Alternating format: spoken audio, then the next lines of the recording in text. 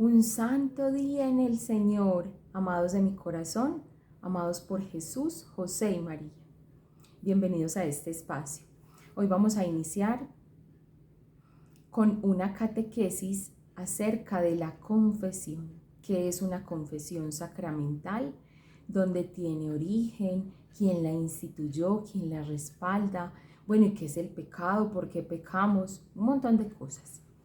Vamos a comenzar entonces con una pequeña oración en el nombre del Padre, del Hijo, del Espíritu Santo. Amén.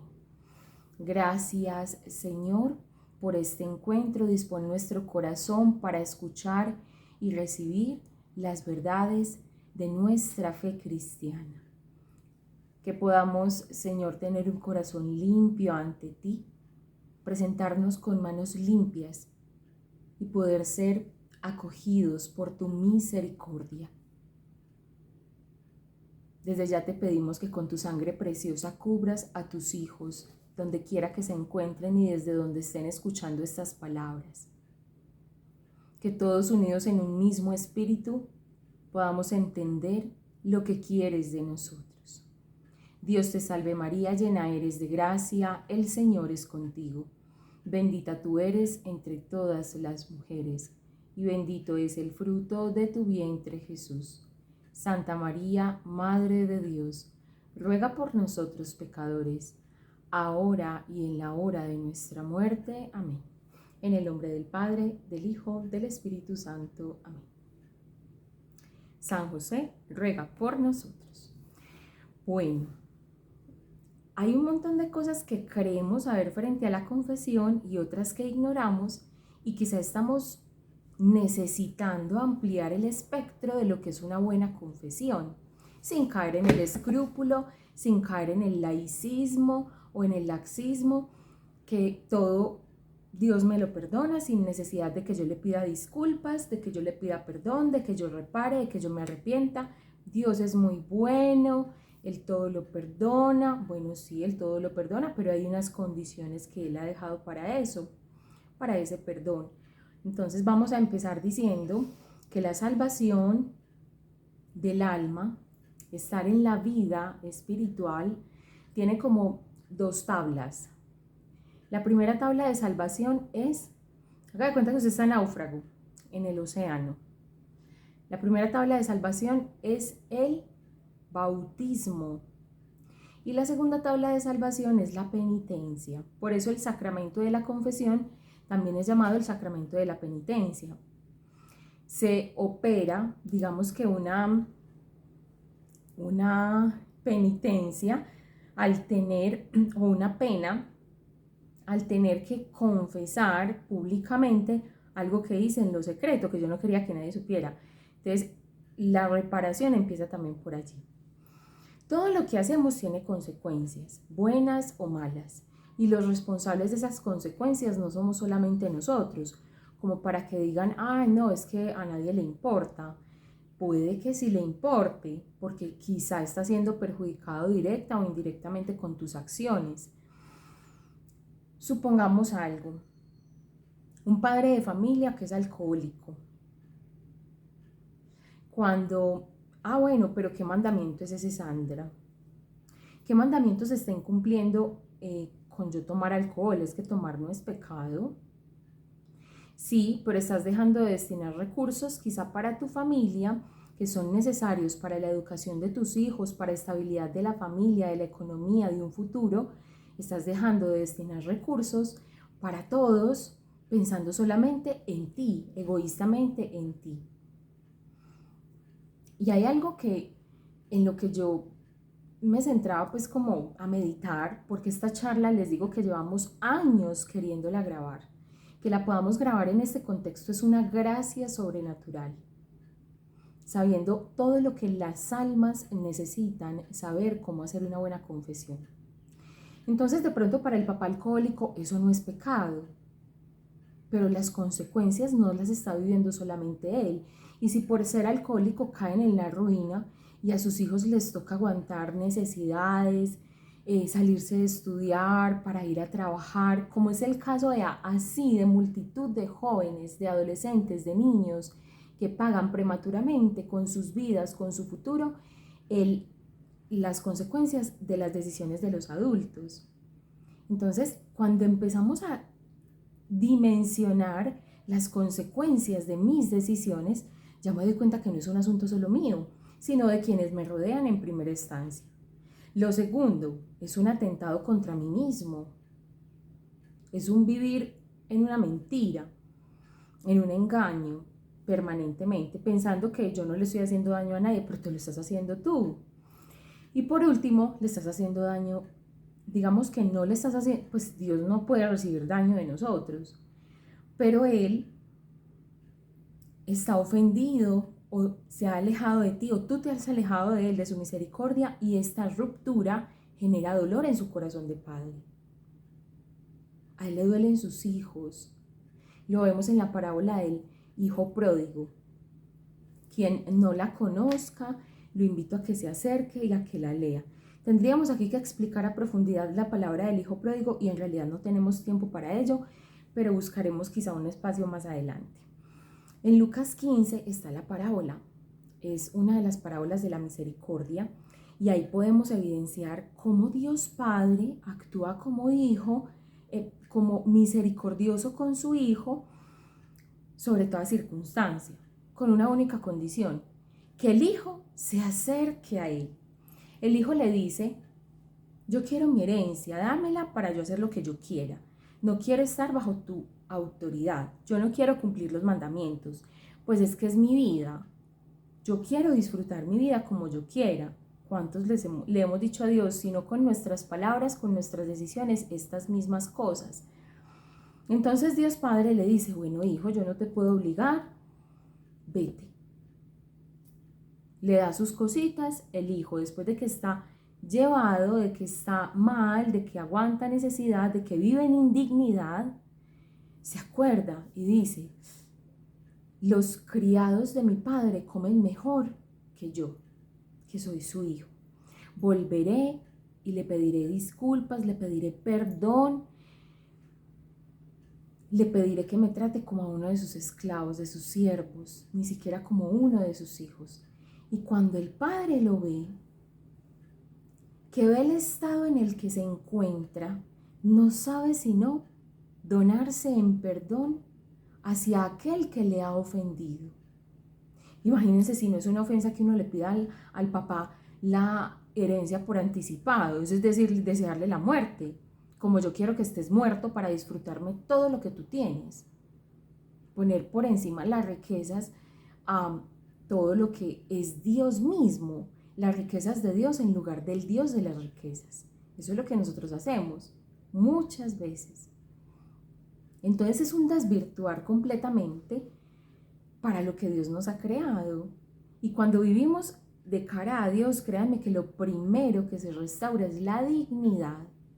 Y por eso cuando vamos al sacramento de la confesión, cuando yo le digo: he pecado, Señor, contra el cielo y contra ti, contra mi familia, contra mí mismo, por esto y por esto, Él eso lo recibe como un acto de humildad y no puede más que perdonar. Pero si yo nunca pido perdón, ¿quién me va a perdonar? El papá no se fue a buscar al hijo pródigo a decirle: venga, yo lo perdono. No. Él dejó que estuviera listo el fruto del arrepentimiento en su corazón, que estuviera maduro y que Él lo quisiera otorgar voluntariamente. Porque tú, ¿cómo le vas a arrebatar el arrepentimiento a alguien? Eso no lo puedes hacer. Entonces, según la patrística, los padres de la iglesia, la doctrina de la Iglesia Católica, lo que dice el catecismo, los santos, la Sagrada Escritura, vemos siempre que es como una constante. Hay unos elementos que debe llevar una confesión. Aquí vamos a hablar de ellos, como integrando toda la vida. Porque quien mira hacia el pasado y decide en su presente asumir lo que no hizo bien en el pasado, le está dando una nueva cara a su futuro. Entonces es como integrar los tres tiempos de la vida: pasado, presente y futuro, o los tres momentos de nuestra existencia: lo que pasó, lo que está pasando y lo que va a pasar. Además, es un integrar las capacidades o mi cuerpo en sus capacidades físicas con mis capacidades interiores. Y se manifiesta en 3 partes del cuerpo: corazón, boca y manos. En el corazón yo tengo capacidad de sentir arrepentimiento, de sentir contrición. Bueno, ¿y qué es eso de contrición? Es un dolor, como decíamos en la charla del arrepentimiento, es un dolor genuino por yo haber pecado, por haber hecho algo que no era. Primero, ese dolor. Lo segundo es diferente a una atricción. Es un dolor por yo haber ofendido a quien me ama. Eso es una contrición. Pero la atricción es un miedo a la consecuencia. No, es que yo me tengo que confesar porque es que si no me voy para el infierno. Esa confesión, digamos que te alcanza mérito porque ciertamente lo hace, pero no tiene una razón, una recta intención de corazón. Su razón todavía está imperfecta. No la motiva el amor, sino el miedo. Entonces la contrición se siente en el corazón como un arrepentimiento, que ya vimos la charla del arrepentimiento. Luego, en la boca, yo digo mis pecados, confieso mis faltas en voz alta frente a otra persona. Y aquí voy a hablar del origen de la confesión. Antes, en el Antiguo Testamento, el pueblo de Israel celebraba, desde el Levítico 16 lo pueden ver. Ustedes pueden buscar esa historia maravillosa, cómo Dios instituyó esa celebración de perdón. El día de la expiación es el Yom Kippur. Yom Kippur. Ese es el día de la expiación para los israelitas, para los judíos. Y ellos tenían una fiesta, duraba mucho esa fiesta, duraba semanas, días, lo que durara el sacrificio. Se hacía con unas condiciones específicas dadas por Dios. Y luego esas condiciones específicas Jesús las asumió en su divina persona y la entregó como parte de la nueva alianza, porque la alianza anterior pues era la que Dios le había mandado a los israelitas a través de los profetas, a través de los sacerdotes, a través de toda la creación de esas normas o estructura. Y digamos que lo anterior fue como algo pedagógico, obviamente, y tuvo mucho mérito porque alcanzó a ser justos a muchos hombres y mujeres. Entonces, ¿qué se hacía en el día del Yom Kippur? El sacerdote cogía una víctima perfecta y sin mancha. La tomaba frente a sí y hacían una fila larga todos los habitantes del pueblo y todos pasaban una vez al año, pasaban poniendo sus manos sobre el animal y diciendo sus faltas frente a un sacerdote. Entonces había unas condiciones ahí: sacerdote, la víctima, mis pecados y mi confesión. Y todo tenía que darse en ese orden. ¿Qué pasa? Dios dice en una parte de su escritura: misericordia quiero y no sacrificios, porque él veía que mataban un animal y pecaban, mataban un animal y pecaban, como cuando nosotros nos confesamos y pecamos, confesamos y pecamos. Luego ese animal se lo llevaban al desierto, o sea, lo sacaban, la inmundicia la sacaban del pueblo como un acto físico de lo que pasaba también espiritualmente, la sacaban al exterior del pueblo en el desierto, lo degollaban, le sacaban la sangre, y esa separación de carne y sangre era la muerte, y con esa sangre se iban para el lugar santísimo, un lugar donde solo entraba el sumo sacerdote, entraba y rociaba el arca con ello. Dios hacía una señal como testimonio para el sumo sacerdote de que los pecados habían sido perdonados. Y la señal, pues muchos teólogos, sacerdotes dicen que era humo, que cuando eso expedía humo, ya Dios había recibido todo el perdón de todos esos pecados. ¿Cuánto duraba el sacrificio? ¿Cuánto duraba para recibir el perdón y la absolución? Lo que le llamamos ahora la absolución, antes no se llamaba así, como el perdón de sus pecados. ¿Cuánto se demoraba hasta que el sacerdote saliera del lugar santísimo levantaba las manos y decía: Dios ha recibido nuestro sacrificio. Resulta que ustedes se acuerdan cuando el pueblo del sur, la tribu de Judá en su mayoría, de Leví y de Benjamín, ellos fueron deportados a Babilonia. Pues ahí se perdió el arca. Y entonces no había arca, no hay sacrificio, no hay perdón de pecados, y ese era el mayor dolor de ellos. Incluso en este momento que ellos no tienen templo y no tienen arca, lo más cercano al templo que tienen es el muro de las lamentaciones. Ellos se paran frente a ese muro y ahí hacen sus oraciones. No sé si ustedes conocen en Tierra Santa eso, pues yo no he ido, lo he visto en muchos documentales porque me encantaría ir pues algún día, y yo digo, qué hermoso debe ser eso allá. Bueno, uno visitar los lugares donde estuvo Jesús, a eso me refiero. Entonces, donde estaba ese templo fue destruido varias veces a lo largo de la historia de Israel. Y lo último que sabemos de ese templo y del arca donde se rociaba la alianza, donde se rociaba la sangre de la alianza, la sangre de la expiación, perdón, el arca de la alianza, donde se rociaba la sangre de la expiación en el sacrificio. Lo último que sabemos es que esa arca se perdió en la deportación de Babilonia. Eso es según la historia, no según la Biblia, porque ahí no dice, pero sí según la historia, lo que sucedió. Bueno, explícitamente no lo dice de esa manera, pero cuando Cristo muere en la cruz, ustedes se acuerdan que la tierra tiembla y el velo del templo se rasga de arriba abajo, pero es que el velo del templo, usted, no era una telita cualquiera, eso era la megatela. Y que eso se haya roto de arriba abajo significa: mi sacrificio ahora se trasladó para el cielo. Ahora Jesús es el sumo sacerdote y Él entra en el lugar santísimo, que es la presencia del Padre, y presenta su sangre, sus llagas, sus heridas por todos nosotros. ¿Hasta cuándo? Hasta cuando Él venga por segunda vez. Ahí, cuando Él salga, se ha terminado el tiempo de la misericordia y llega el tiempo de la justicia. Por esto es necesario uno conocer cómo hacer una buena confesión, porque es que eso sucedía antes. Ahora, Jesús instituye el sacramento de la confesión y dice en Juan 20, versículo 22 y 23, y Él les sopla a los discípulos. ¿Cuándo? Después de que Él sube al lugar santísimo, después de la resurrección. Él hace eso, instituye el sacramento de la confesión del orden sacerdotal y les da un mandato a sus discípulos.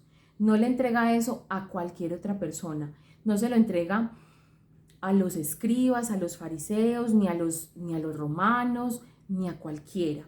Se lo entrega a los sacerdotes.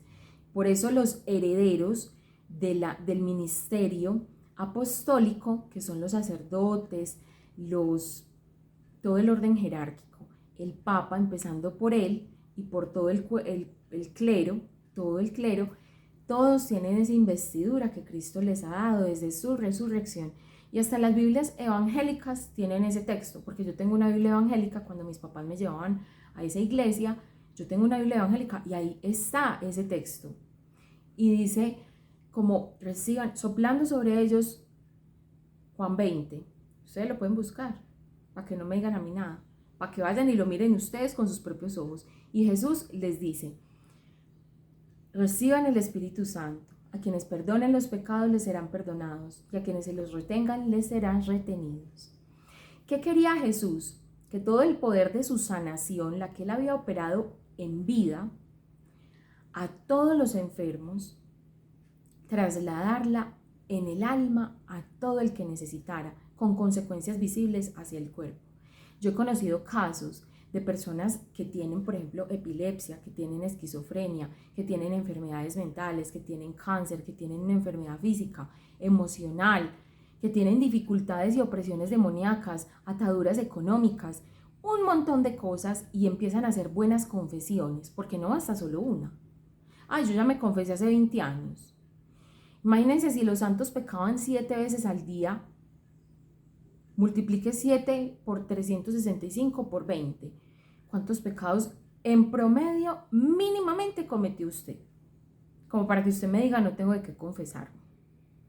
Si usted dice eso, es porque no conoce su alma, no conoce a Dios y no conoce su fe, no conoce la verdad que es Cristo. Por eso antes del tema de la sabiduría les mandamos esta charla, como en simultáneo, porque es súper fundamental que nosotros sepamos lo que es una verdadera confesión y de dónde viene. ¿Cómo opera esto en mi alma y qué autoridad tiene? Dicen los exorcistas que la confesión es el mayor exorcismo. Es mayor que un exorcismo. La confesión es mayor que un exorcismo. Lo dicen muchos exorcistas, sobre todo el padre Gabriel Amort, el padre Fortea, que ustedes saben que en la autoridad, pues en esta materia en la iglesia es una autoridad, como no lo es ninguna otra persona. O sea, ellos que han visto el mal de frente, dicen algunas cosas frente al exorcismo y la confesión. Y ellos dicen, vea, el exorcismo es un sacramental, en cambio la confesión es un sacramento. O sea, Cristo opera directamente sobre la confesión. Usted en el exorcismo no perdona pecados, es decir, usted no rompe ningún contrato que usted haya hecho con el mal, porque cada que nos disponemos a pecar, a hacer las cosas por desamor, por desconocimiento, por venganza, por ira, por orgullo, por amor propio, por egoísmo, por lo que sea, usted se está inscribiendo, usted está haciendo un contrato con el demonio. Y ese contrato se rompe en la confesión, le está dando a él autoridad sobre su vida. ¿Cuándo se la quita? Cuando usted se confiesa. Eso lo dicen los exorcistas, no lo digo yo, lo dicen ellos, que tienen que atender casos súper difíciles en tema y materia espiritual. De la confesión es un perdón de pecados que opera como una resurrección en el alma. Y aparte de la contrición en el corazón, debe haber una confesión en la boca.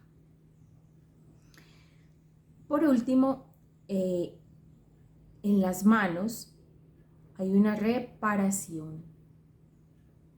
Deben darse esas condiciones para que usted quede bien confesado.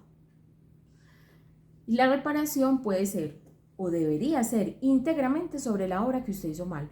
Usted dijo una mentira, pues lo más correcto sería que usted dijera verdad, ¿cierto?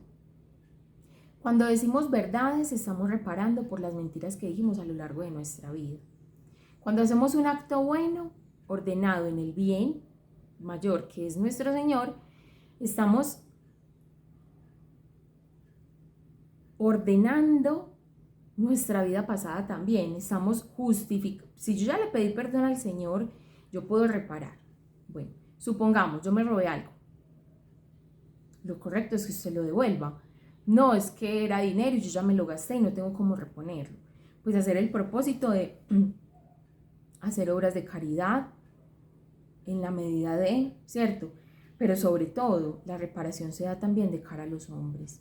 Es que una de las mayores objeciones que uno ve, por ejemplo, con otras personas que no son de denominación cristiana católica, sino que son otra cosa, o los ateos incluso, es que dicen que ellos no le hacen mal a nadie, que más daño hacen los católicos, que pecan, se confiesan, rezan, pecan, confiesan y vuelven a rezar, y así se la pasan toda la vida, que no hay un verdadero cambio. O sea, nuestra incoherencia es motivo de escándalo para todos aquellos que no creen en Dios.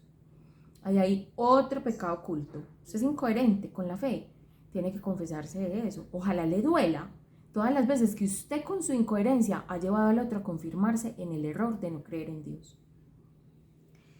Entonces, cuando usted quiere reparar, es porque quiere asumir la consecuencia de sus actos. Eso es la reparación.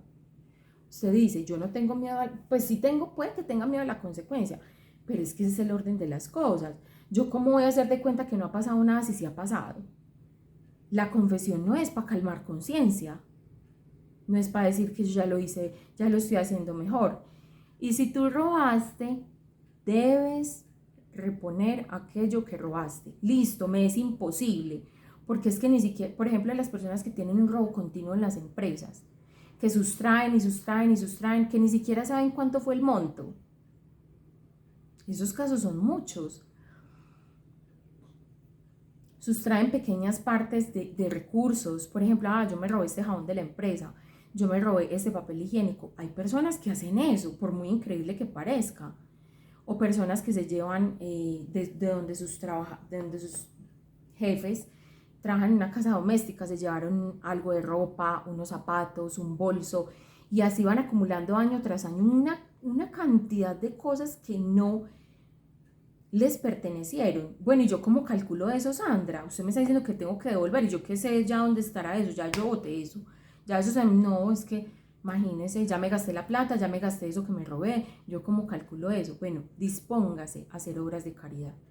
Pero si usted no tiene dolor en el corazón, a usted la reparación no le importa. Usted lo único que quiere es justificarse y decir, con la confesión ya quedé perdonado y ya. Eso no es suficiente. Y usted lo sabe en su corazón. No hay nada más genuino que un acto de reparación después de un acto de error. O sea, usted quebró, por ejemplo, un vaso en una casa. Lo más correcto es que usted, ay, qué pena contigo, voy a ir a comprar otro y te lo traigo. Cuando lo tenga, te lo traigo. No, es que yo ya me confesé, yo ya no necesito nada más. ¿Estás seguro? Prueba genuina del arrepentimiento de corazón es la reparación. Ustedes saben por qué las personas muchas veces se confiesan y se confiesan y se confiesan de lo mismo. Es Dios invitándolas a una reparación. Por ejemplo, en el caso de las personas que han abortado, de las mujeres que han abortado, o de todas las personas que han colaborado con este crimen horrible y terrible. Y se confiesan de lo mismo, y el sacerdote les pregunta, ¿y usted ya ha confesado esto antes? Sí, padre, llevo 20 años confesándolo. Y a esa persona le cuesta perdonarse. ¿Saben qué está queriendo decir el Señor? Repara. Ve y ayuda a un niño que lo necesite. Ustedes van a ver cómo con la confesión y los actos de amor hacia otro, ese corazón va a ir sanando. Deja de mirar su llaga para mirar la necesidad del otro. Ese es el orden santo a través del cual Dios ha establecido como la lógica de la confesión, del sacramento de la penitencia. No es solamente yo decir, sino, bueno, ¿qué estoy dispuesto a hacer, a asumir como consecuencia de este pecado? No se trata de que nosotros nos vayamos como imponiendo pesadas cargas y entonces si no cumplí esa carga, entonces ya mi confesión no valió para nada. O sea, su confesión sí valió. Vamos a hablar ahorita de los escrúpulos, las personas escrupulosas y qué les aconsejamos. O sea, no, hay que ser como respetar como esos límites. Yo no puedo pretender que Dios me va a perdonar todo y que yo no tengo que poner de mi parte. Lo que Jesús le decía, por ejemplo, a la mujer que la iban a apedrear, a la mujer adúltera, le dice, vete y no peques más. Ahí empieza la reparación. Con el deseo de yo decir, vea Señor, yo no sé cómo, pero ayúdeme, que yo no quiero volver a caer en este pecado. Y entonces si caí, Sandra, y si me tengo que volver a confesar de eso, si caíste nuevamente, revisa las causas de tu pecado. Las causas del pecado fundamentalmente, principalmente, pueden haber más. Yo aquí las reuní en 4. Y provienen del pecado original. El pecado original nos dejó una herida en el entendimiento, en la voluntad, en las emociones y nuestra inclinación al placer. Sobre todo, nos dejó esas heridas, ¿cierto? En el entendimiento, la herida es la ignorancia. Antes distinguíamos claramente qué era el bien y qué era el mal. Ahora nos cuesta mucho reconocer cuál es el bien. Por eso todas estas charlas, por eso los anhelos del corazón, por eso lo que viene de la santificación de las emociones. Porque es que en el entendimiento tenemos que comprender cuáles son las consecuencias de nuestros males para poder tomar aversión por el pecado, por las faltas de amor y empezar a mirar a mi Padre misericordioso como aquel que me quiere acoger, pero en mi miseria.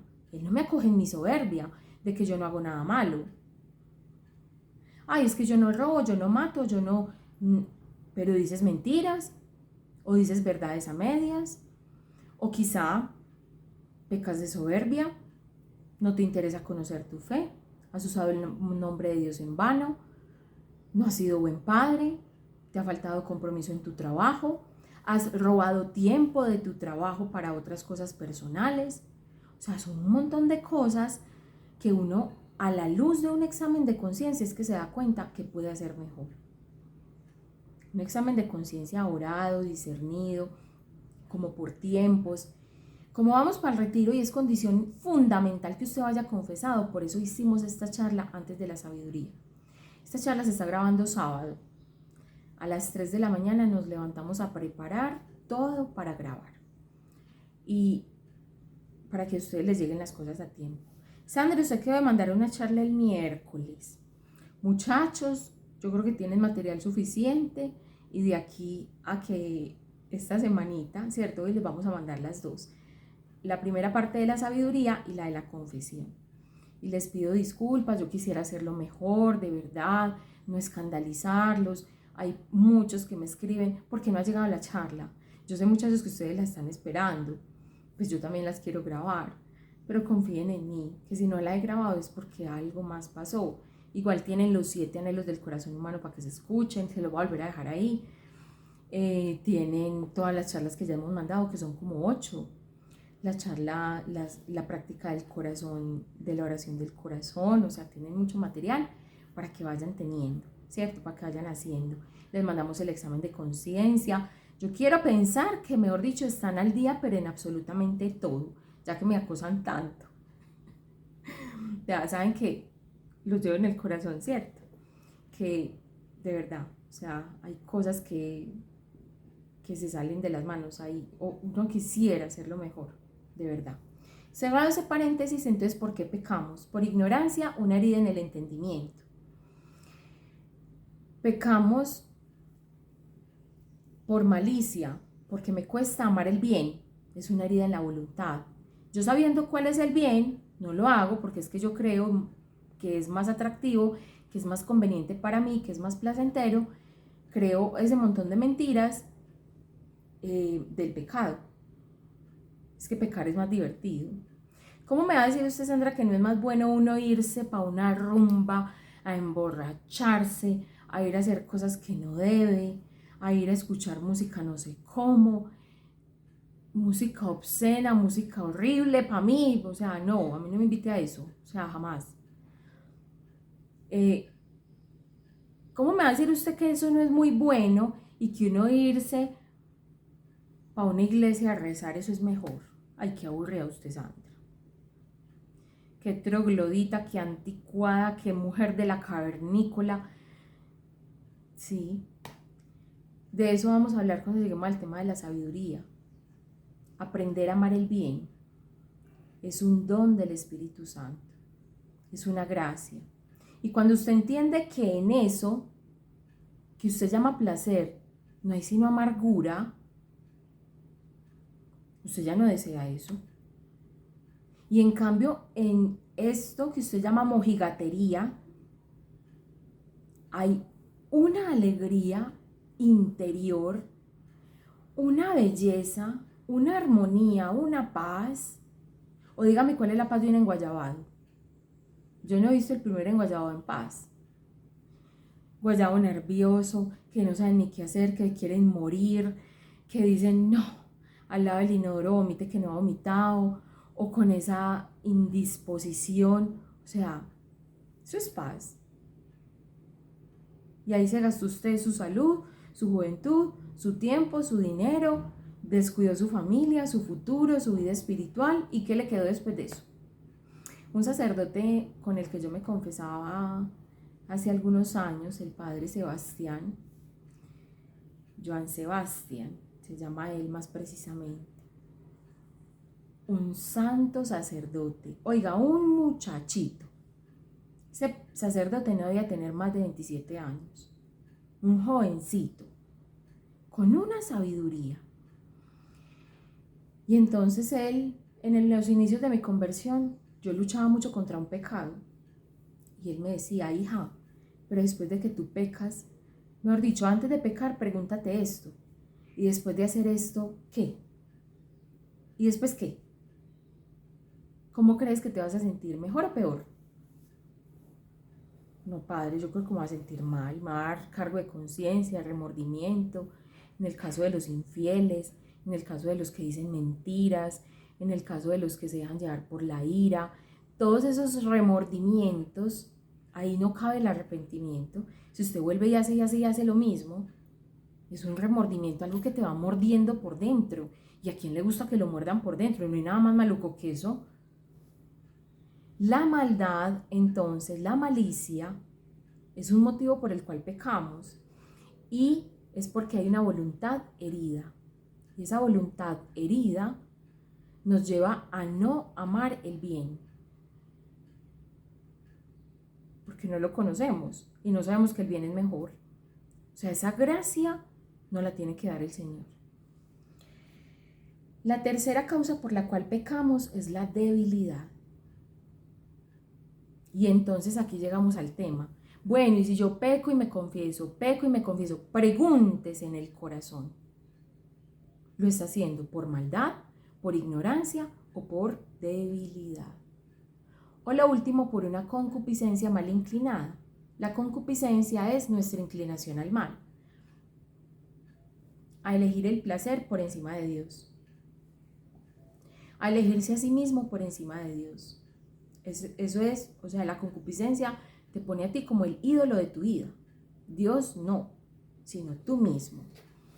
Entonces, en ese orden de ideas, las emociones están heridas en la debilidad. A mí me cuesta perseverar en el bien porque me rindo fácilmente ante las dificultades. Esas son las heridas en las emociones, o bien como una herida en el apetito irascible, que lo vamos a ver más adelante cuando lleguemos a la charla de la santificación de las emociones, que vamos a ver en el retiro. Todas las charlas de las emociones van a ir en el retiro, para que se preparen, porque esto va a estar muy bueno. Todas estas heridas son lo que nos dejó el pecado original, nos desordenó por dentro, nos quitó unas prioridades. El placer desordenado entonces nos lleva a una concupiscencia, el deseo por el placer en sí mismo, el deseo por el poder o el deseo por las cosas. Cosas, placer o poder. Yo puedo desear esas tres cosas, pero de forma ordenada, no poniendo nada por encima de Dios. Bueno, esas 4 razones por las cuales pecamos, usted se va a examinar cuando usted se confiese. ¿Por qué cometí este mal? Ay, es que yo no sabía. ¡Ay! Eso era pecado, Sandra. Planificar es pecado. Sí. ¡Ah! Yo no sabía. Bueno, como usted no sabía, hasta este momento, para usted, eso no era materia grave, o sea, eso no es causa de muerte en su alma. Pero si usted ya sabe y no lo confiesa y no repara, Sandra, ¿cómo así? Entonces tengo que dejar de planificar. ¿Cómo así? O sea, vamos a llenar de muchachitos. Ay, no. Habrá quien piense eso. Porque no ama el bien. Porque desconoce lo que el bien le puede traer a su vida. Porque tiene una idea de bien muy sesgada, muy así. Es que esta es mi idea de felicidad. Esta. Como los caballos que les ponen unas cosas acá, en los ojos. Así. Esta es mi idea de felicidad. Por favor, no me estorbe. Dios, quítese. Quítese que esta es mi idea de felicidad. ¿Por qué está mal planificar? Esto es tema para otra charla. Mejor dicho, esta charla yo no sé cuánto va a durar. Pero, ¿por qué está mal planificar? Le estás diciendo a Dios, sé Dios en otras áreas de mi vida, chite para allá.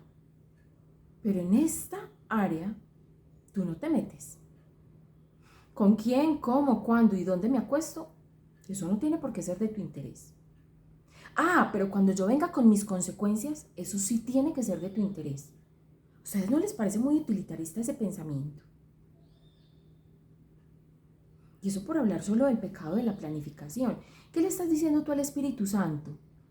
Entra con tu vida en todo mi ser, en toda mi vida.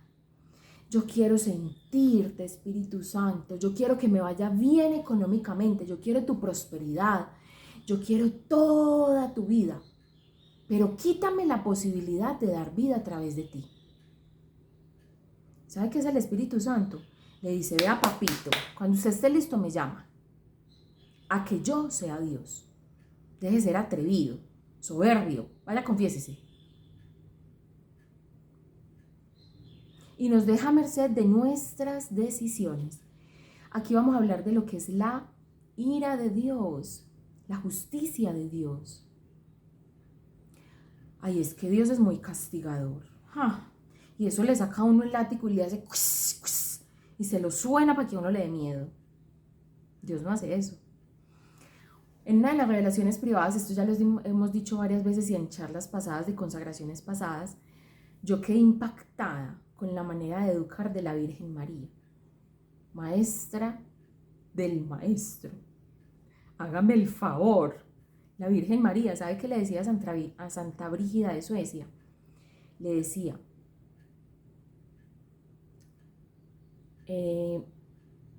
para educar es necesario considerar la consecuencia.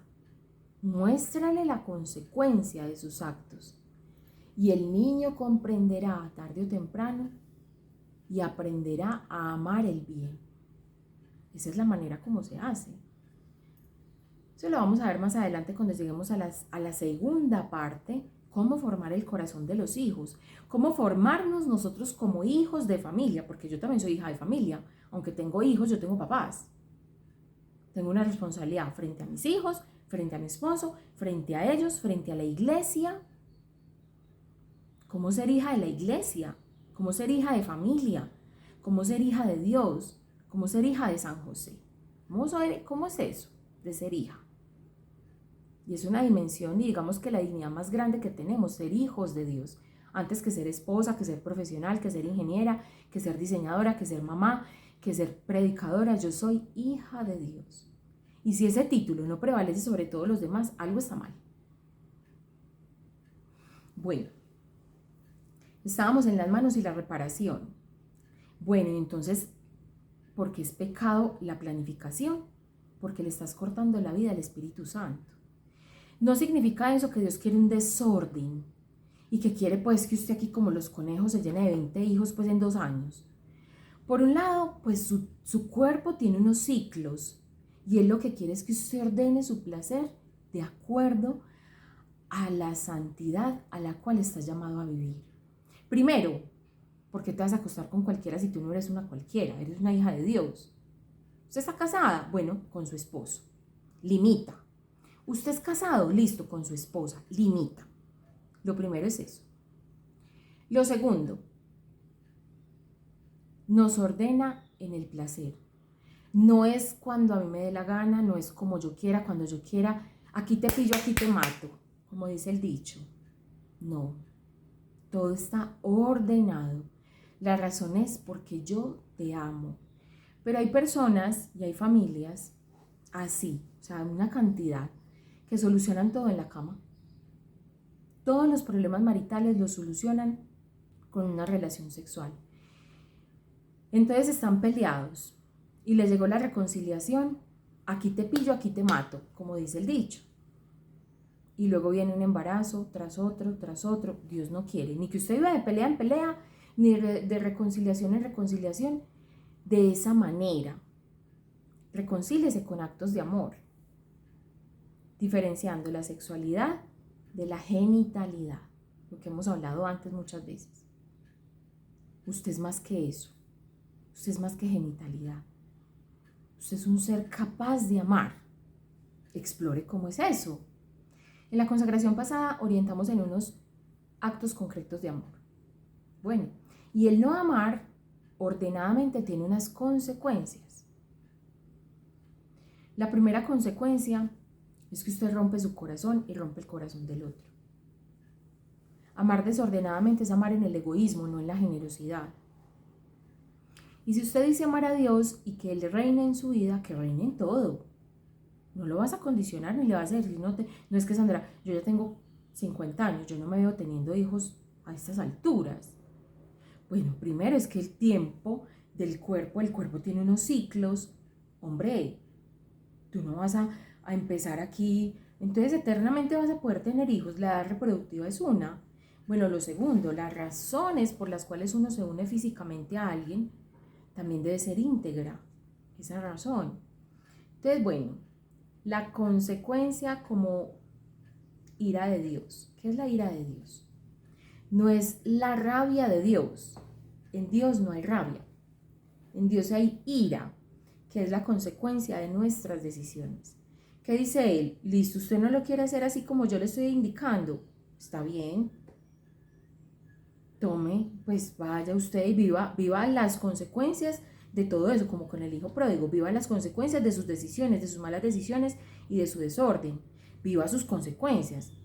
Y cuando se arrepienta, cuando se dé cuenta de que lo que yo le estaba pidiendo, lo que le estaba sugiriendo, no era para mí, dice Dios, porque, a ver, ¿para qué le sirve a Dios quitarnos algo? Eso lo hace más Dios, si Él ya es quien es.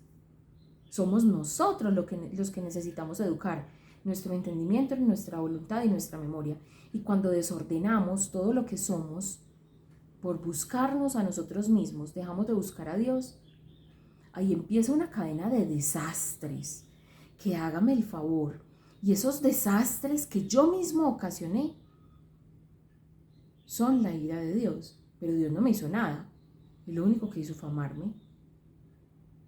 Y Él no me mandó males, yo me los busqué solita. Yo solita me los busqué, por eso no debemos estar responsabilizando a nadie de lo que a mí me pasó. No, primero usted como primero. Es que Sandra, me están haciendo brujería. ¿Sabe qué sirve para la brujería? La vida de la gracia. ¿Sabe qué decían los sacerdotes, exorcistas? Hay un santo, San Alfonso María de Ligorio, que es el patrono de los confesores. Decía, es que el alma es un búnker inexpugnable frente al demonio cuando se confiesa y vive en estado de gracia.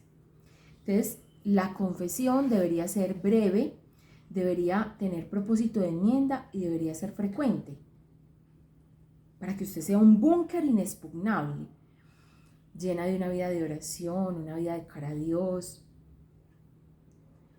Y Dios muchas veces usa esas brujerías que nos hacen, muchas veces las usa para que nosotros nos acerquemos con temor y temblor, con necesidad, para que nos reconozcamos necesitados y que sin Él no podemos hacer nada.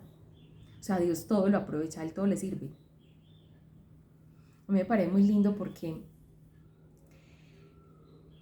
cuando uno ve lo que es en realidad la ira de Dios, uno ve que Él nunca tuvo ningún sentimiento contra mí. Si ustedes ven en el pueblo de Israel, Él nunca le hace nada al pueblo de Israel. El pueblo de Israel se aleja de Dios y ahí es cuando le vienen todas las desgracias. Se acerca a Dios, le viene todo lo bonito, lo bueno, lo bello, lo verdadero. Se aleja, vuelve y le pasa lo malo. Y así se pasa en todo el Antiguo Testamento, entre reconciliación y pelea con Dios. Pequé, vuelvo y me reconcilio con Dios. De un reinado para el otro, de los reyes de Israel, así se mantiene todo el Antiguo Testamento. Son las advertencias de los profetas. Vean, nos va a pasar esto, nos van a deportar, nos van a hacer esto, nos van a hacer aquello. Por favor. Por ejemplo, con el caso de Jeremías, que él pasaba clamando. Cosa fuerte, y la vida de Jeremías antes de la deportación a Babilonia, del exilio. Cosa fuerte y eso. Y lo dejaron por ahí en un pozo para que muriera. ¿Y cómo es que no se muere? Y él diciéndoles a todos, a los reyes, a todo el pueblo, vean, nos van a deportar, mire, ya viene un pueblo más grande que nosotros. ¿Cuál? Debe ser chismoso, alarmista. ¿Qué fin del mundo? Ni que 8 cuartos, qué infierno, ni que nada. Ay, deje de ser escandalosa, Sandra. Y uno aquí clama como voz en el desierto, anunciando. Y uno es un loco, un indeseable hasta para la propia familia. Por decir lo que dice, por pensar como piensa, por vivir como vive. Es uno el del error. Y a eso lo llamamos ira de Dios. Las consecuencias de nuestras propias decisiones. Pero Dios, antes de mandarnos la consecuencia, de permitirnos, porque Él no nos manda nada, no la ganamos nosotros. Él no puede vulnerar nuestra libertad. Entonces aquí viene como una paradoja. Y entonces, ¿por qué si Dios es bueno, por qué permite el mal? O sea, Dios no es todopoderoso o Dios es un malvado, porque es que le gusta verme sufrir. ¿Por qué no me quita esto de encima, Sandra? O sea, ¿por qué no me libera de una vez de esta deuda? En principio, ¿cómo llegaste ahí? Con la enmienda es que vas a poder salir de ahí, con la confesión, empezando con la confesión. La confesión te empieza a romper las cadenas que te atan, te da libertad de actuar en el bien. ¿Cómo perseveras en esa libertad? Con la frecuencia en la gracia. Pero no seamos tan atrevidos de estar responsabilizando a Dios de nuestras propias cosas. Dios no desea el mal para nosotros y Dios no nos quiere mal. Quiere que estemos bien. Pero eso también lo debemos querer nosotros para nosotros mismos y por amor a Él. O sea, yo acercarme a Él por amor trae unas cosas impresionantes para mi alma, unos beneficios, por así decirlo, y es que todo en mi vida se empieza a ordenar. Es que Sandra, estoy muy mal con mi pareja, ¿usted qué me recomienda? Bueno, lo primero, confiésese. Empiece a mirar en qué falló usted como esposo. Lo segundo, haga la confesión de boca, ¿cierto? Ese dolor por haber pecado. Lo segundo, la confesión de boca, la contrición en el corazón, la confesión en la boca y la reparación en las manos. Listo, es que usted abandonó a sus hijos, es que usted le fue infiel a su esposa, es que usted dijo muchas mentiras. Vea, hay pecados que son irreparables, entre comillas lo pongo y muy así, porque todo tiene reparación en el sacrificio de Cristo en la cruz. Y si usted como Cristo se ofrece como víctima para su familia, y entonces Sandra, entonces si no vuelve, pues qué más que reparaste. Porque una cosa, si les digo, ustedes confiesan aquí, ustedes y yo confesamos aquí, o vamos a pagar en el purgatorio si hemos muerto en estado de pecado venial, o si no en el infierno. Y esto no es para que nos asustemos, esto es una realidad. O pagamos acá o pagamos allá, hay que pagarlo. Sandra, pero si a mí el sacerdote ya me absolvió, tienes el perdón de Dios, es decir, tienes la fuerza para enmendar, para reparar, para actuar con justicia. Sandra, y es que, y si yo maté a alguien, una vez me llegó una persona con un dilema impresionante y me decía que en un accidente de tránsito él había asesinado a alguien, a una señora, y esa señora tenía una hija, y a esa hija le tocó pasar unas penurias, y él después de 30 años todavía se acuerda de eso. Sandra, y yo me volé, yo me escapé. Y él después como que en el periódico vio eso. Imagínense, ¿no es más fácil uno asumir su error y decir, vea, fue un accidente? ¿Cómo voy a querer yo matar a una persona? Sandra, o sea, me voy para la cárcel. Póngase en manos de Dios, en manos, o sea, de la justicia. Es que la reparación es eso. Usted ajustarse, justicia es eso, ajustarse a las leyes, tanto divinas como humanas. No, Sandra, usted está pidiendo mucho. Pídale a Dios que le dé la paz, porque es mejor eso, y tengo el testimonio de esa persona. Y él ni siquiera, o sea, después él se dio cuenta, fue guiado por la gracia, hizo un acto de perdón con esa hija, y esa hija le contaba todo lo que había padecido, él le contaba que él no lo quiso hacer, o sea, eso fue un momento muy dramático para esas dos personas. Finalmente esa hija lo perdonó y él pudo avanzar. Pero 30 años él anclado a esa situación esclavizante, a ese remordimiento, a ese mordisco interior. Le robó la paz 30 años.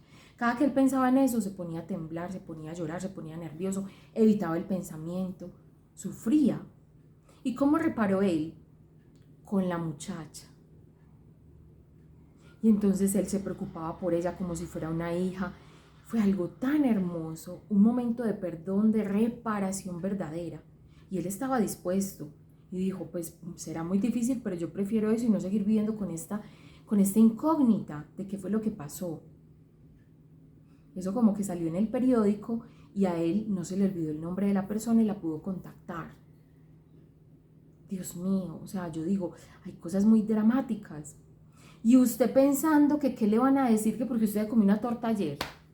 Hombre, miren, esto es un caso muy dramático de la vida real. Si ustedes vieran todo lo que nos llega aquí, Dios mío bendito, Dios mío bendito. Entonces, asumir las consecuencias ante Dios y ante los hombres es reparación. Bueno, ¿yo cómo pago esto? Sandra, y en el caso mío que ya con mi esposo decidimos no tener hijos, pues en la calle hay mucho muchachito, hambriento, necesitado y con ganas de amor, de un abrazo, de quien les dio a hacer unas tareas. Propóngase darse a los demás. Vea, y usted empieza con una cosita así pequeñita y eso empieza a crecer como un hambre de uno darse que usted ya no puede parar. Eso es reparación. Eso es reparar. Y si está muy joven, pues mire cómo reversar una cirugía o una cosa de esas. Que en realidad, o sea, yo les digo, qué belleza cuando uno ya conoce estas verdades y las ama, las anhela. Listo, Sandra, es que no puedo. Por ejemplo, mi negocio es ilegal.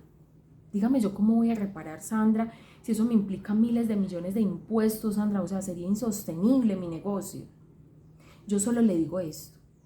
Confiésese y vaya con esperanza, mirando el futuro, mirando el pasado, lo que hizo, el presente, lo que puede hacer y el futuro, lo que usted sí puede cambiar en el Señor, entregárselo a Dios y decir, no se ponga a pensar ni a calcular, que es que, ay, voy a tener muchos problemas con la DIAN. Vea, casos así, de personas que son ilegales, en el tema tributario y viven con miedo a toda hora, mintiendo, poniendo al uno de testaferro al otro, es que mi carro no puede estar a mi nombre, es que la empresa tampoco, es que mi casa menos. Y esa ilegalidad crea unos desórdenes, porque es que yo lo he visto, yo vengo del comercio, de la calle, muchachos. Tuve almacenes en el centro, negocios y cosas. Yo tuve en el centro cosas de verdad en las que uno ve muchas situaciones, o sea, espacios donde uno ve muchas situaciones, donde uno conoce muchas personas. Conocí el caso de una persona y por ilegal, el señor, imagínense, él compró un carro a un concesionario y nunca lo pagó, nunca. Se lo robó. Y cuando lo compró, inmediatamente hizo traspaso de los bienes a la mamá. Hasta un empleado de bodega le tenía acciones de la empresa a su nombre. Imagínense. Esto le acarreó unos problemas porque una vez usted le pone a alguien las cosas a su nombre, ¿usted cómo va a garantizar que esa persona se las va a devolver? Y todo por un carro. Y esa persona perdió todo. Ya ha quebrado varias veces. Y quiebra y no se puede levantar del todo y vuelve y quiebra. Yo digo, Dios mío, o sea, ¿cómo prefieren vivir así?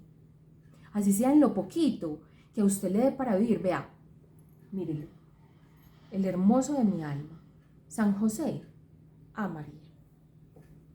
Es un bello, él provee, él respalda las decisiones que tú estás tomando si son de cara a Dios. La ilegalidad no nos trae nada bueno. Sandra, es que este gobierno lleno de impuestos, vea, si alguien sabe eso somos nosotros. ¿Cuánto impuestos paga una empresa? ¿Cuánto tributa? Pero no por eso vamos a ser ilegales. no hay opción. Es que es en el bien o no es. O busque un empleo.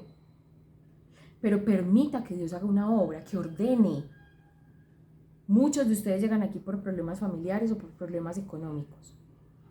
Muy pocos llegan pensando y creyendo, realmente quiero conocer a San José, lo quiero amar de verdad, no por interés, sino porque lo necesito, porque me están haciendo un daño, porque tengo una enfermedad, porque tengo una crisis, porque tengo esta situación con mi hijo. Todos llegamos por necesidad. La necesidad nos hace ver la verdad en nosotros, que no somos capaces, nos hace salir a buscar ayuda. Gracias a Dios por la necesidad. Bueno, entonces ira de Dios no es rabia de Dios, es la consecuencia que yo mismo me gané por mis propias decisiones. Separemos eso.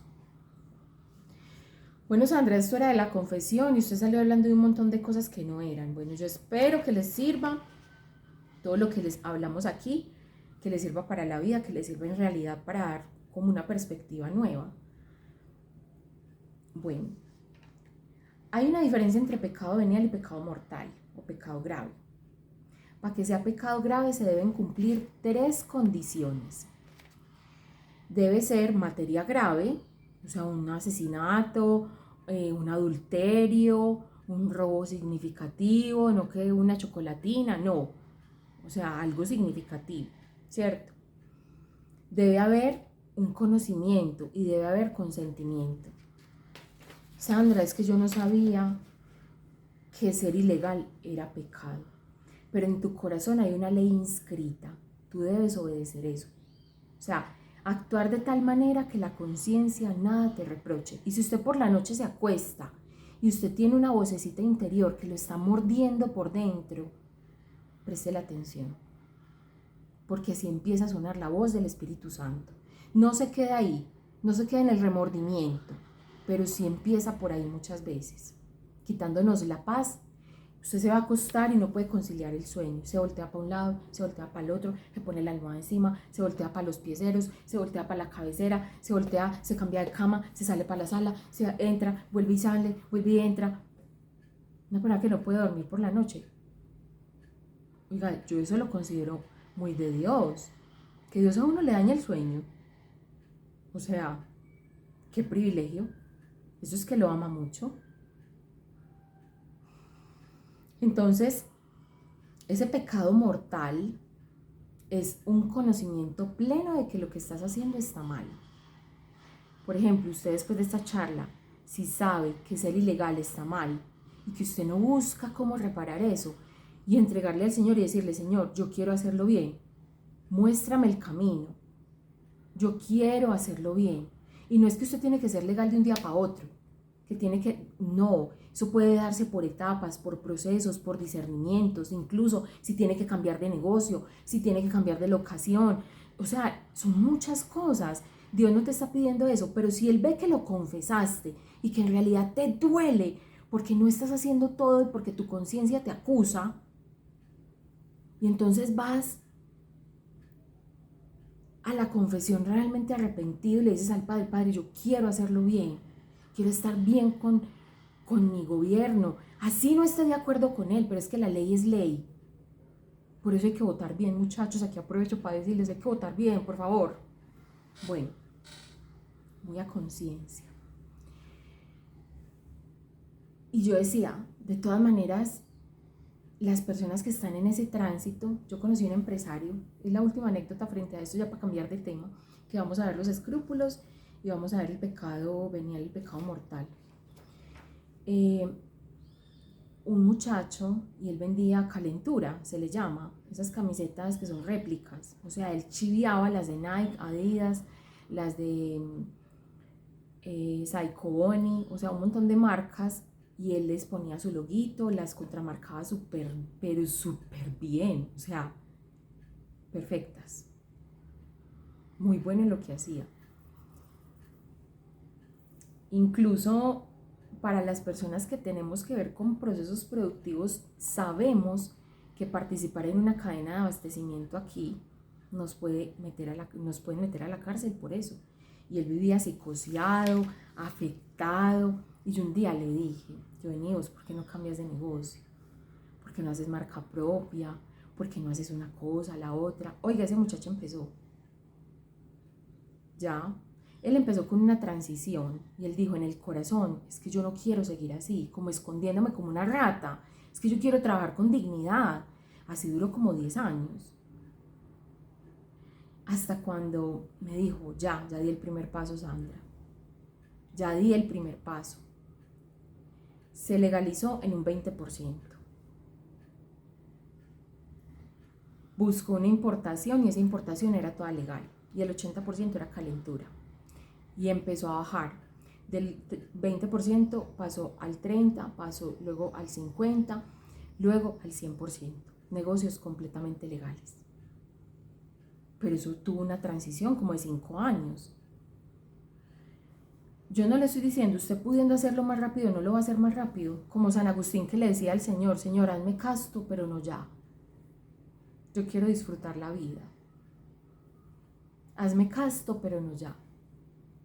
Dios mío. Y luego ese mismo San Agustín dirá, tarde te amé, hermosura tan antigua y tan nueva. Ese mismo San Agustín que le pedía a Dios, hazme casto, pero no ya.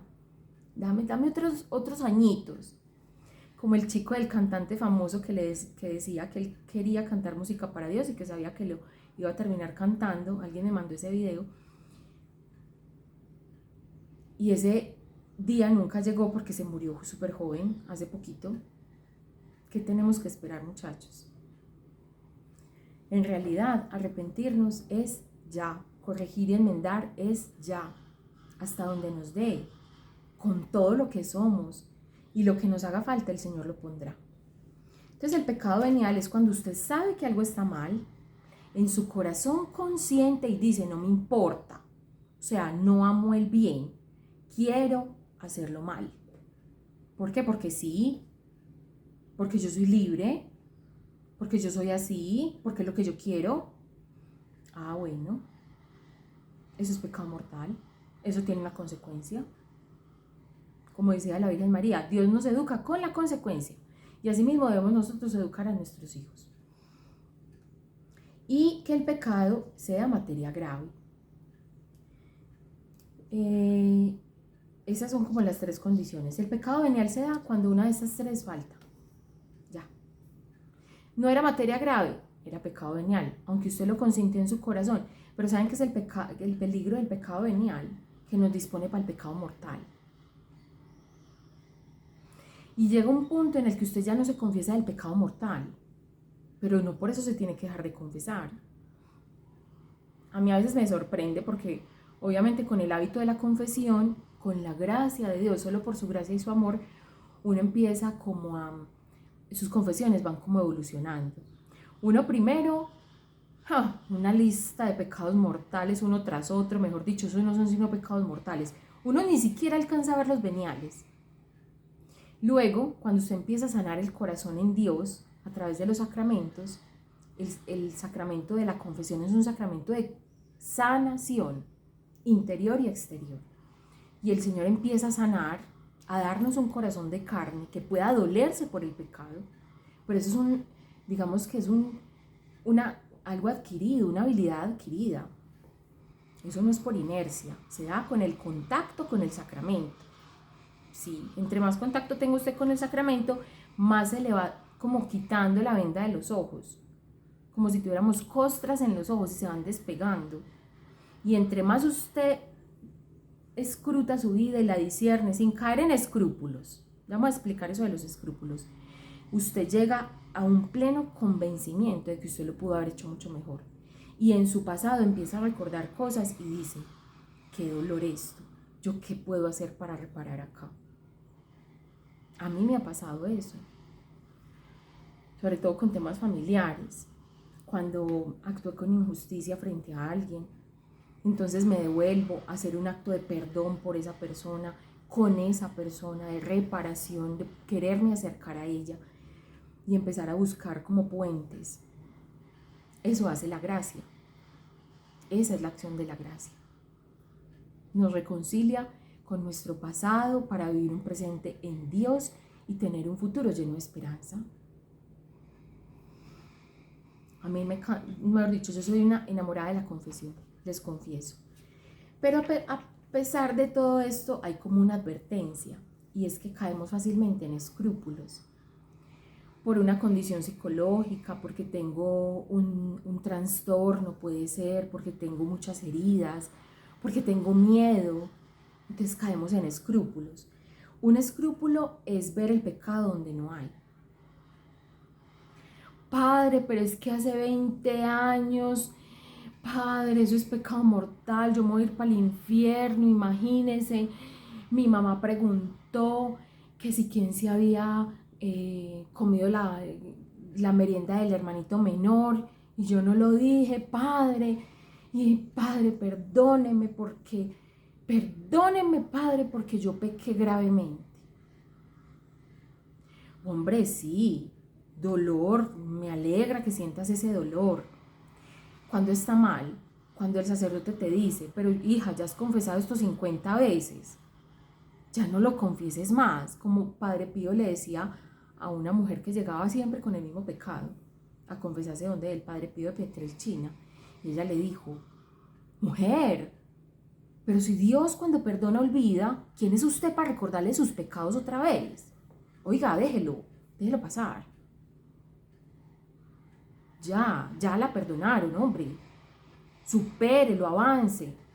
¿Y saben qué? A mí eso me parece hasta una estrategia macabra del demonio, porque nos disfraza como si fuéramos muy piadosos, y lo que nos hace es unos mentirosos, y lo que nos hace es vivir en una mentira.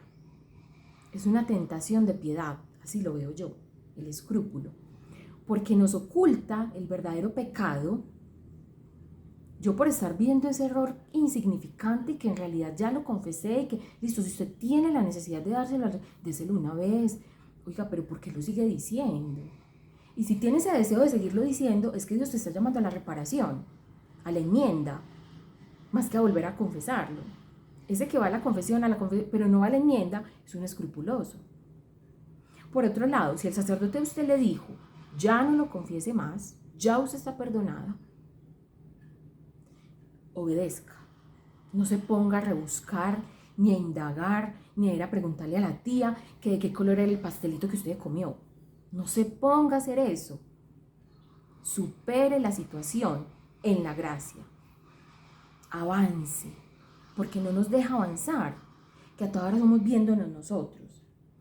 Entonces, ¿qué dice la iglesia? Si el sacerdote le está diciendo, hombre, para un escrupuloso no hay nada mejor que la obediencia.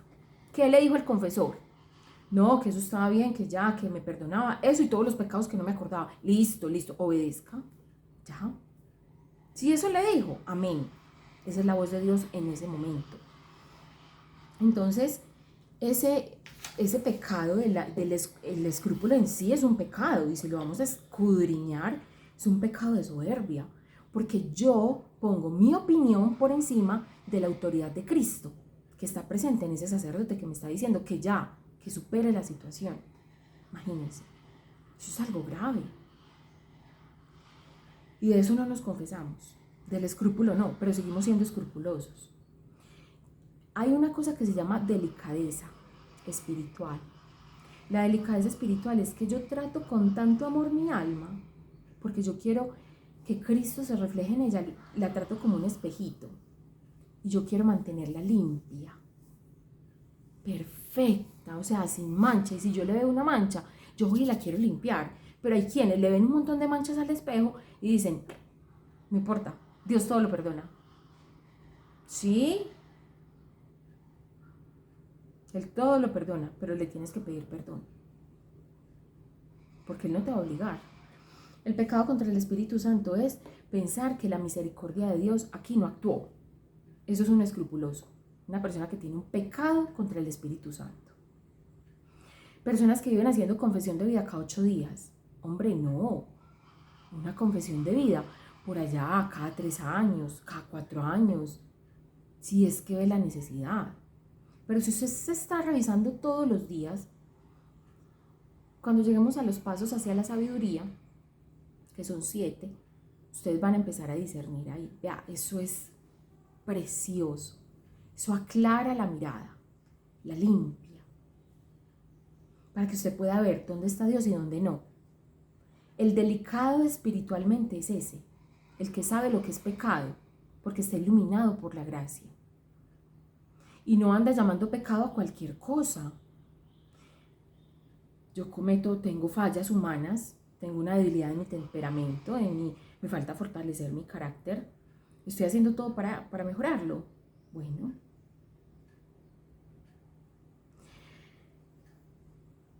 El escrupuloso es orgulloso, entonces, actúa por soberbia, porque confía más en su criterio que en el de Cristo. Eso es lo peligroso.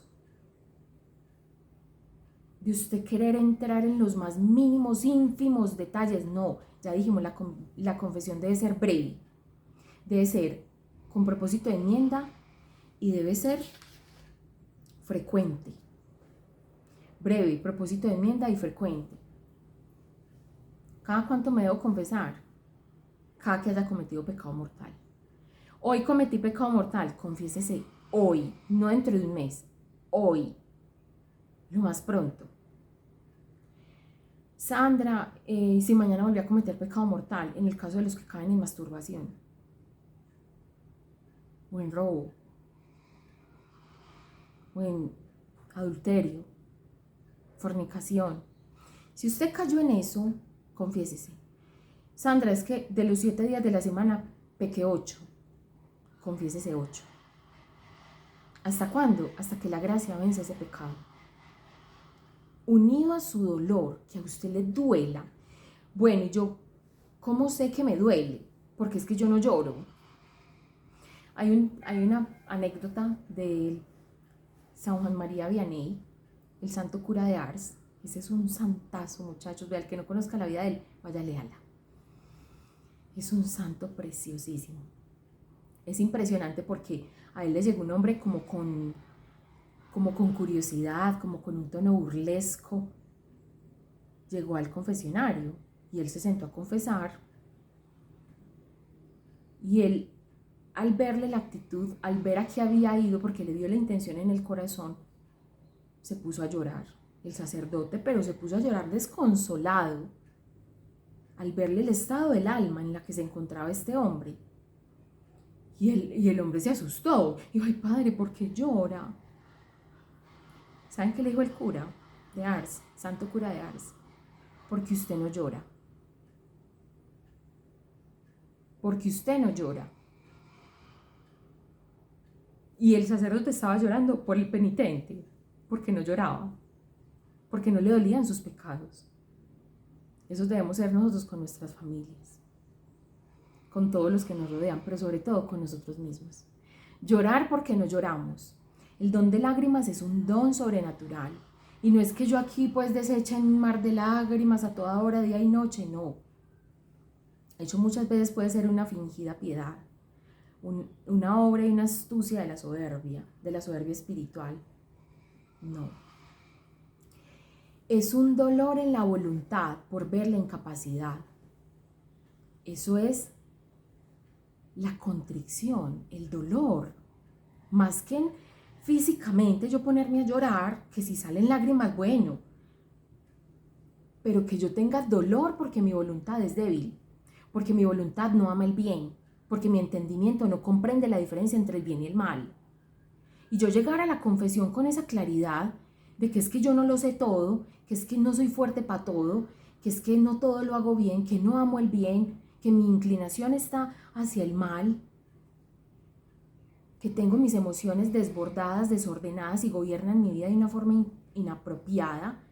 Yo llegar a la confesión con esa claridad y le digo al Padre, vean, si quieren que les diga, una buena confesión no dura más de una hora. No dura más de 3 minutos, no dura una hora.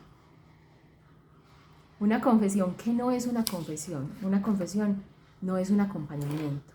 Usted allá no va a que le den consejos, usted va a que lo absuelvan. Sandra, es que esos sacerdotes de hoy en día que, mejor dicho, uno les dice los pecados y queda absuelto. En el nombre del Padre, del Hijo, del Espíritu Santo, te absuelvo. Yo, ¿usted qué más estaba esperando? O sea, ¿usted a qué iba? No, que el Padre me dijera que lo que yo había hecho, pues que no era tan grave, o sea, usted fue a que le justificaran su pecado, no fue a que se lo perdonaran. no, bueno, de pronto a que me consolaran. No, no, está equivocado. La confesión no es un acompañamiento. La confesión, usted va a contar su pecado y a que se lo absuelvan. Punto. Si en el camino el sacerdote le quiere acompañar, está en la libertad de hacerlo. Pero dígame, ¿con qué tiempo? Muchas veces es un solo sacerdote, es una sola confesión a la semana, son 2 horas de confesión y son 500 fieles. Dígame a qué horas un sacerdote se va a sentar con usted 2 horas. Dude de ese sacerdote. O sea, no tiene sino que vivir para eso. Y ya sabemos que ojalá fuera así, pero no es así. Entonces, por favor, las confesiones no son un acompañamiento, no son una dirección espiritual, no. La confesión no es una lista vacía de pecados, de faltas, aquí como quien hace un inventario. Si a usted no le duele lo que usted está poniendo en esa lista, no lo ponga. Pídale a Dios, vea, rece, pídale, ore. Si a usted no le duele un pecado, investigue las consecuencias de ese pecado. Yo le aseguro que eso le termina doliendo. El pecado de la fornicación, consecuencias. Investigue. El pecado de la mentira, consecuencias. Deberíamos hacer una charla de cada uno de esos. Usted a la confesión no va a informar a Dios de lo que usted hizo. Él ya lo sabe. Usted va para darle su dolor. Y si usted no va a darle el dolor, sino el acto, pues él ya lo recibió hace rato, su mala acción. Si todo lo que hacemos primero va para Dios, bueno o malo, primero le llega a su corazón de padre. No es que esa es la persona que más le importa en el mundo. Vea, y eso suena como a regaño, pero en realidad es una exhortación con mucho amor desde la claridad más grande que tiene mi corazón. Porque a lo largo de todos estos años, uno ve unas cosas, gente indignada que porque un sacerdote no le dio 3 horas de su tiempo. En serio, tengamos caridad. No solo con el sacerdote, sino, exigirle tanto. Él está dando lo que tiene que dar. Si te dio la absolución, eso era. Si usted necesita un acompañamiento, entonces uno de quién se acompaña. Bueno, te puedes acompañar de laicos, de monjas, de monjes, no necesariamente de un sacerdote, personas formadas en la virtud. ¿Cuándo vamos a abrir los acompañamientos que nos están preguntando? Vamos por partes. Bueno, hacemos en realidad lo que podemos, todo cuanto podemos. En un acompañamiento nosotros, ¿qué hacemos? Primero llevarlo a los sacramentos, orientarlo y empezar a discernir con esa persona a la luz de los sacramentos qué puede estar aconteciendo en su vida en un problema X que tenga, pero a la luz de los sacramentos. Resulta entonces que San Juan Crisóstomo tiene unas 5 caminos de penitencia, hacia la penitencia. El primero, la condenación del pecado. Lo que está mal y sin excusas. No lo disfraces, no lo disimules, aquí no. Lo segundo, el perdón de las deudas. Se puede pedir perdón cuando yo perdono. Perdona nuestras ofensas como nosotros perdonamos a los que nos ofenden, palabras de nuestro Señor Jesucristo. O sea, casi que es una condición. Si usted en su corazón tiene rencor y le cuesta eso, vaya, entregue primero el rencor en la confesión. Empiece por ahí. Padre, tengo esto y me pesa en el alma. Tengo 20 años de rencor frente a alguien. No quiero tener esto. Una oración que prepare el corazón para el encuentro con la gracia. No se deje robar esa gracia. Váyase preparado. Entonces, práctica sana y santa, hacer una lista, no de pecados vacíos, no, como yo lo reconozco acá, pero no me duele en el corazón lo que hice. Aún así, si usted lo entrega y le pide al Señor el dolor por eso, o sea, sabiendo que no tiene el dolor, lo pide, y va y se lo dice al sacerdote: Padre, yo hice esto, pero yo le pido perdón a Dios porque a mí eso no me duele. No me importa. Por favor, Padre, pídale a Dios a través de esta confesión y esta absolución que yo sienta dolor por este pecado. Vea, eso funciona. No solo formar el entendimiento, sino educar el corazón a través de la oración y la memoria. Entonces prepara el alma, fórmate de qué es el pecado, qué es pecado, qué no es pecado, fórmese. ¿Qué dice la doctrina de la Iglesia Católica? En la segunda parte, donde está lo que celebramos como creyentes, ahí encuentran ustedes, la segunda parte del catecismo, encuentran ustedes qué significa confesarse, cómo hacer una buena confesión. La confesión solo se realiza delante de un sacerdote y no delante de nadie más.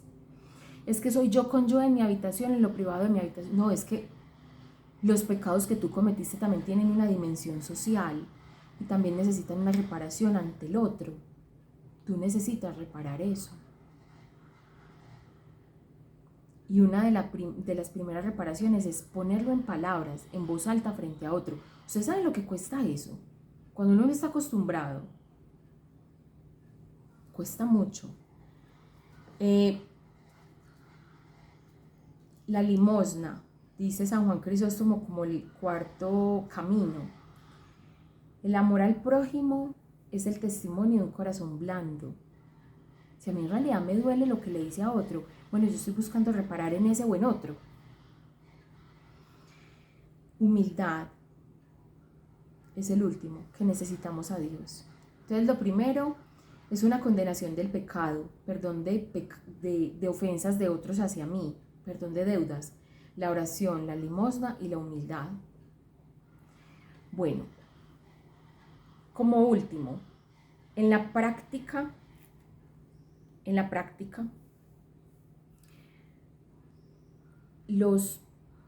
la confesión debería tener como una manera de hacerse. Si yo soy muy escrupuloso, yo no voy a hacer una confesión de vida como la que Sandra mandó en el video. O sea, si yo me empeliculo, si yo tengo un problema psicológico para ver la realidad, yo no voy a hacer una confesión de vida cada mes, ni cada 8 días. No. Su examen de conciencia debe ir madurando en cuanto madura su fe. No volviéndose más laxo, sino como más amplio, como más minucioso, pero al interior. No al exterior usted entrar en tanto detalle, no, sino al interior usted es revisar, esculcarse a la luz de la gracia. Yo, Sandra, recomiendo hacer un examen de conciencia por escrito, porque la verdad yo no confío en mi memoria. Con el tiempo, ese escrito se va sustituyendo. Sandra, ¿y si me ven esos pecados y me meto en un problema? Bueno, el pecado que usted vea muy grave, llévelo ahí, pero mejor dicho, dígalo de primeras. Y lo del resto que vaya en la lista. Y luego bota la lista, o si usted puede guardarla que nadie la vea también. Lo primero es que usted pueda hacerlo frente al sagrario por escrito.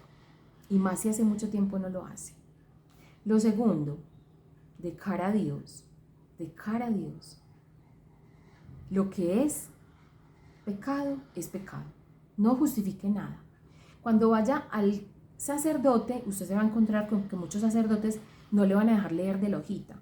Usted, ¿cuál es el propósito? Que usted al escribir llore, si no exterior, interiormente le duela. Y si no le duele, que le duela, que no le duele. Que usted esté incómodo, que usted sienta peso en el corazón, porque eso para usted no es motivo de dolor. Acuérdese del santo cura de Ars, que lloraba por el que no llora. Que eso seamos nosotros, que lloramos porque no lloramos. Entonces usted escribe ahí con verdadero dolor, y lo que a usted no le duele, ojalá se lo entregue al sacerdote por separado. Le diga, Padre, yo cometí esto, y en mi entendimiento yo sé que está mal, pero en realidad me cuesta mucho entregarlo, me cuesta reparar, me cuesta que me duela. Por favor, pídale al Señor que me ayude. No entre en detalles, eso no sirve para nada, eso alarga una confesión ahí y cuente y justifique. Quien mucho ahonda en detalle o es un escrupuloso o es un aparente, porque quiere justificar su pecado, quiere que no sea tan grave. No atenúe las cosas. Robo, ya, robó, listo. ese es el pecado. Coja la lista de los mandamientos. Si no quiere, con el audio que le mandamos, coja la lista y empieza a revisar cómo ofende uno al padre y a la madre. Cómo fornica uno sin tener una relación sexual. Fornica de besos, de caricias, fornica con una conversación por WhatsApp, lleva al otro a pecar con su manera de vestir, o sea, son muchas cosas. Y entre más usted va revisándose, sin caer en el escrúpulo, solo queriendo que en su espejo del alma se refleje Cristo plenamente. Entonces usted lo hace de esa manera, lo escribe. Si el sacerdote le dice, no puede sacar esa hoja, ¿qué es eso? Usted le dice, padre, estoy en un proceso, esto lo tenemos que hacer, por favor, yo le pido porque si no se me olvidan los pecados, por favor. No, guárdeme esa hoja, váyase para otro lado. Listo, usted se va para otro lado. Si ya no encuentra, ya lo último, pero busque por favor hacer una buena confesión, busque un confesionario que esté cerrado, que el sacerdote no lo vea ni usted lo vea, saca su hoja. Esa fue la primera confesión de vida bien hecha que yo hice, porque ningún sacerdote me quería recibir la confesión con una hoja. Me dijo, es que, ¿qué es eso? ¿Qué imagen tiene usted de Dios? Dios es Padre, misericordioso, todo lo perdona. Yo, Dios mío, pero es que yo necesito decir esto, y es tanto que si yo no lo digo escrito, a mí esto se me va a olvidar. Y si yo no lo digo, yo me voy a morir, yo me voy a ahogar. Ya cuando yo sabía y tenía conocimiento del pecado, yo dije, Dios mío, tantos errores que yo he cometido. Y me fui para la iglesia del Parque de Bello, me acuerdo. Y ahí saqué mi hoja en el confesionario, le dije al padre, pero demoré leyendo por ahí 10 minutos. O sea, un montón. Y el padre apenas me dijo, y algunos pecados eran tan graves que me mandó a confesarme con un obispo o con un vicario. Imagínense. Que yo aquí no me quiero dar ínfulas de santa jamás. Solo Dios y yo sabemos hasta dónde el pecado ha enterrado sus garras en mí. Entonces que ustedes lo ven a uno ya, pues es un milagro. Que me vean de este lado haciendo lo que hago, es un milagro. Es mi manera también de reparar ante Dios por tantas cosas. El apostolado también repara, para que lo tengan ahí presente. Entonces usted, si el sacerdote no le recibe la confesión, usted hace eso. ¿Cada cuánto? Usted no va a hacer un examen así cada mes, ni cada semana, como ya le dije, ni diario, ni más faltaba. No. Después, haga un examen de conciencia de las virtudes. Coja una virtud y empieza a escudriñarla. Estúdiela durante un mes. Usted se va a dar cuenta de todo lo que aparece. Yo les he dicho, yo les digo esto porque es lo que yo he hecho. Con el libro de las virtudes y de los vicios de Conchita, mejor dicho, eso para mí es un examen de conciencia permanente. El libro que les voy a ver si lo tengo a la mano para mostrárselos. Miren, ya lo encontré. Ese sonido que escuchan al fondo como un animal son guacharacas, porque donde yo vivo hay mucha zona verde, para que no se asuste. Ese es el paréntesis de las virtudes y de los vicios. Este libro es un tesoro. Ojalá cuando tengamos les podamos compartir qué nos llegó para que lo puedan adquirir. O si no, virtual, digital. Es una hermosura. Este libro le saca a uno hasta las tripas. Y uno ni sabía que tenía esas tripas. Dios mío bendito. Un libro hermoso. A la luz de las virtudes hago un examen de conciencia. A la luz de las bienaventuranzas. A la luz de cada pecado. Una cosa hermosa. Es una práctica que yo les recomiendo. Quien la quiera vivir, quien la quiera... Vea, tenemos material para toda la vida. Para perfeccionarnos toda la vida. Y si ya definitivamente usted no pudo encontrar dónde confesarse así, entonces usted lo que hace es abandonarse en la misericordia de Dios y decirle, Señor, yo busqué, me quiero confesar bien, no hay quien me confiese. Y hay una parte del catecismo que dice que hay una confesión de deseo, que usted tiene ese deseo. Entonces usted va, se confiesa de lo que se acuerde, solo en caso extremo. O sea, si usted puede hacer una buena confesión y no la hace, ojo. Solo en caso extremo, que usted no pudo, porque no hay sacerdote que lo confiese, usted coge esa lista, la quema y va y le dice al sacerdote lo que se acordó. Y le dice, padre, la verdad yo tenía una lista más larga, de lo otro no me acuerdo, pero sí tengo dolor porque si lo escribí fue porque me dolió y quiero hacerlo mejor. ¿De qué se está confesando ahí? Usted ni sabe, porque se le olvidó. Pero Dios es misericordioso y a través del sacerdote le va a hacer llegar una respuesta. Si usted tiene mucho escrúpulo, no haga un examen de vida. Coja los 10 mandamientos y hágalo desde ahí. Lo que les mandamos en el examen de conciencia es una sugerencia. Si usted hace 2 meses vivió un retiro espiritual y le hicieron un examen de conciencia profundo, no vuelva a hacer otro, ya ese basta. Pero coja, por ejemplo, el vicio dominante suyo y empiece a hacer un examen de conciencia con eso. Bueno, aquí estas como recomendaciones generales. Reciba la absolución y vaya a su corazón en paz. Sandra, pero yo, ¿por qué me sigo sintiendo intranquila? ¿Porque eres escrupulosa? Revise. ¿Qué fue lo que pasó? ¿Porque escondiste algún pecado voluntariamente? Bueno, así conversadito esta charla. Ya van casi 1 hora 40. Bueno, vamos a dejar hasta aquí para poderles grabar la charla de la sabiduría y mandárselas. Vamos a finalizar con una oración pidiéndole a San José, patrono de la vida interior, que custodie nuestra intención de agradarle solo a Dios. En el nombre del Padre, del Hijo y del Espíritu Santo. Amén. Un abracito y bendiciones.